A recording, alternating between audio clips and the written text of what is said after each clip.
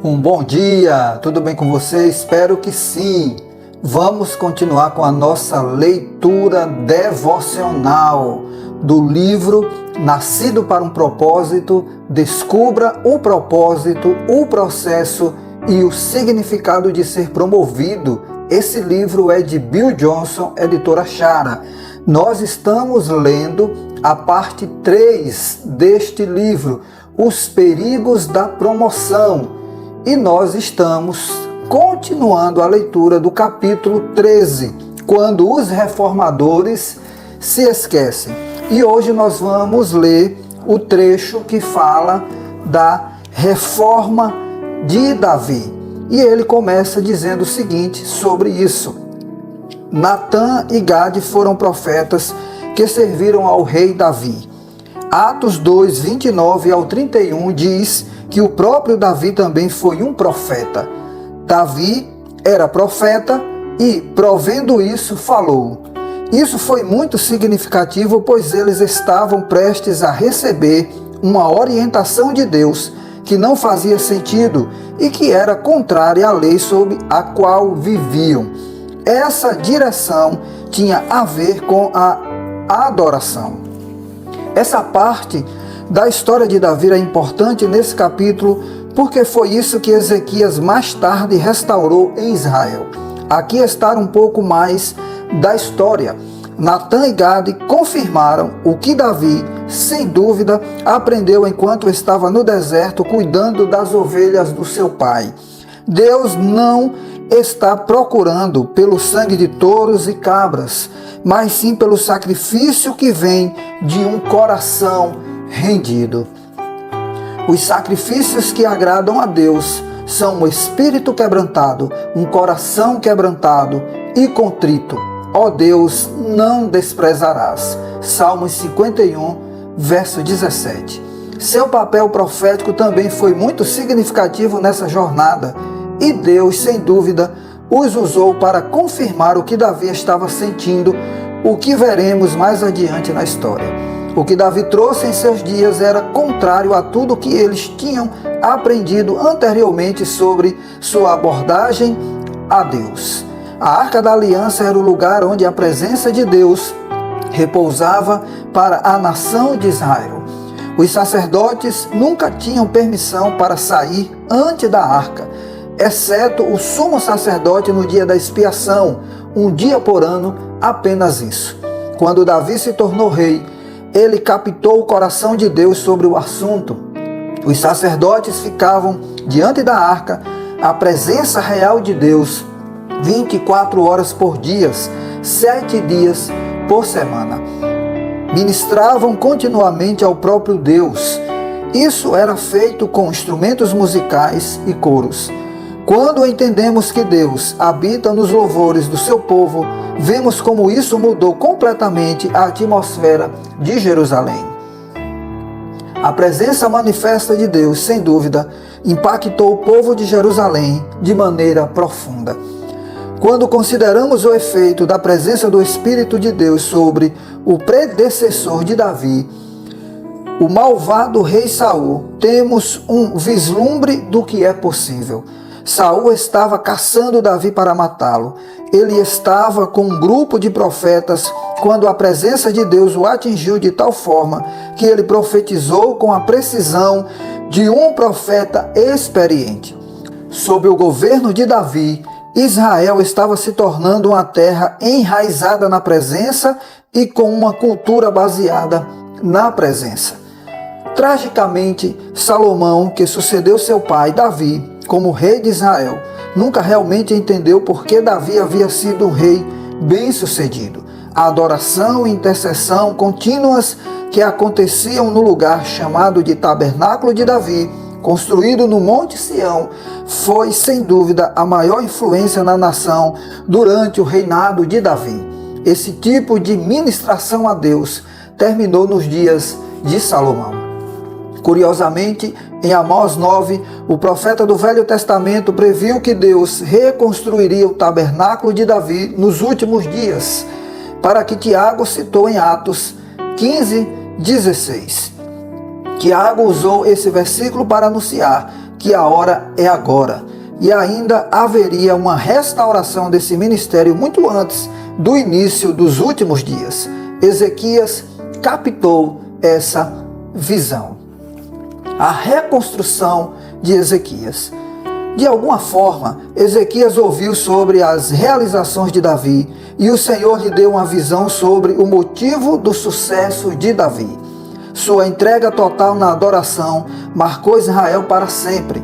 Quando Ezequias se tornou rei, ele trabalhou para restaurar sua nação ao seu lugar de força histórica, retornando ao padrão que Deus havia estabelecido.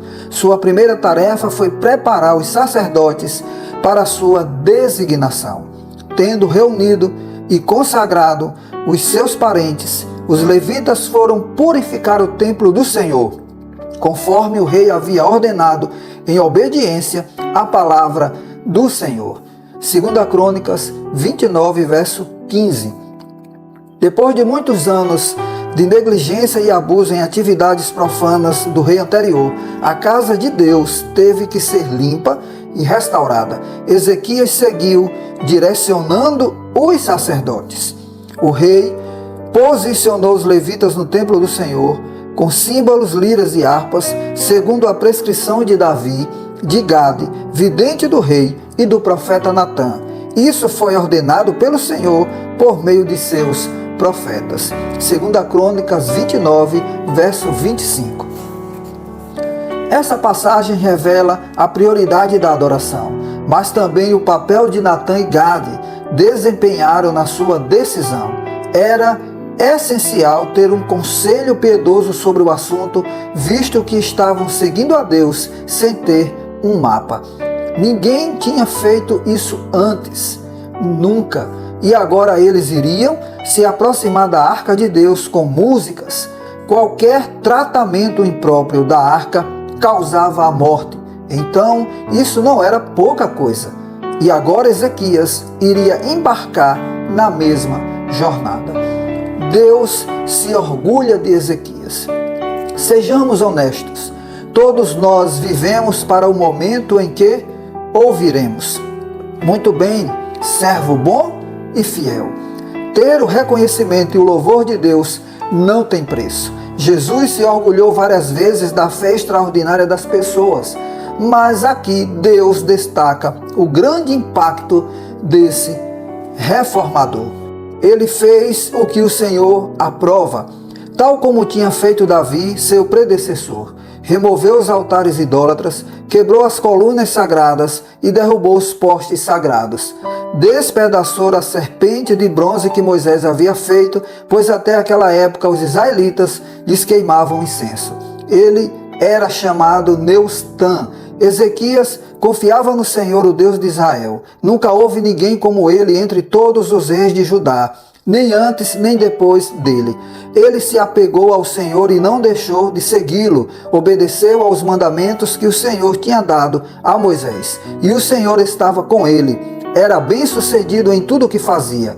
Rebelou-se contra o rei da Síria e deixou de submeter-se a ele. 2 Reis 18, 3-7.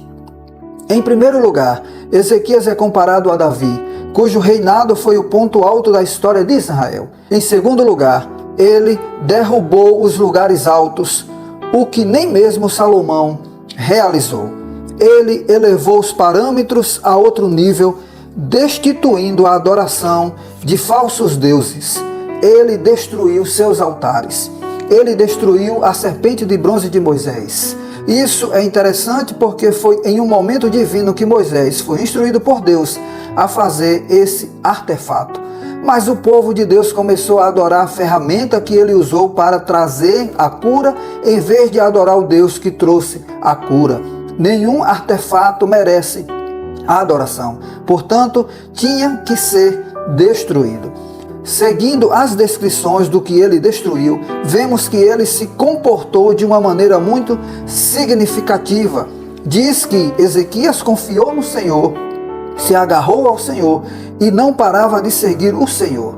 Isso é realmente incrível. Quando as prioridades são devidamente cumpridas, Deus cuida de todo o resto. Este princípio é semelhante ao que encontramos em Mateus 6,33. Buscai, pois, em primeiro lugar o reino de Deus e a sua justiça, e todas essas coisas lhe serão acrescentadas. Sempre que buscamos as coisas que são importantes para Deus, Ele se atenta para o que é importante para nós. É uma bela parceria. O início do último versículo dessa passagem faz tudo valer a pena. O Senhor estava com ele. O resultado da prioridade da presença de Deus é o que fez com que Ezequias prosperasse. Como resultado, Deus declarou que nunca houve ninguém tão grande quanto Ezequias. Isso inclui Davi e Salomão? Não sei. Mas o que sei é que Deus foi tocado pelas escolhas e prioridades desse rei. Ele então marcou esse homem com a sua presença. Que mais uma vez o Senhor nos abençoe com a leitura deste livro, desses textos maravilhosos que com certeza falou ao seu coração. Que possamos dar prioridade a Deus, dar prioridade àquilo que Deus quer fazer. Buscar primeiro o reino de Deus é colocar a vontade de Deus em primeiro lugar, como prioridade, para que a vontade do Senhor, assim como é feita no céu, seja feita aqui também na terra e principalmente no meu coração e no seu coração. Porque é onde Deus de fato Ele quer reinar, Ele quer governar. É onde Deus começa a realizar o seu propósito, é no nosso coração, para que através de nós o Senhor possa fazer a sua obra redentora. Que você possa colocar Deus sempre em primeiro lugar. Eu sou o pastor Varley, da comunidade Candeias, em Maceió. Seja uma candeia.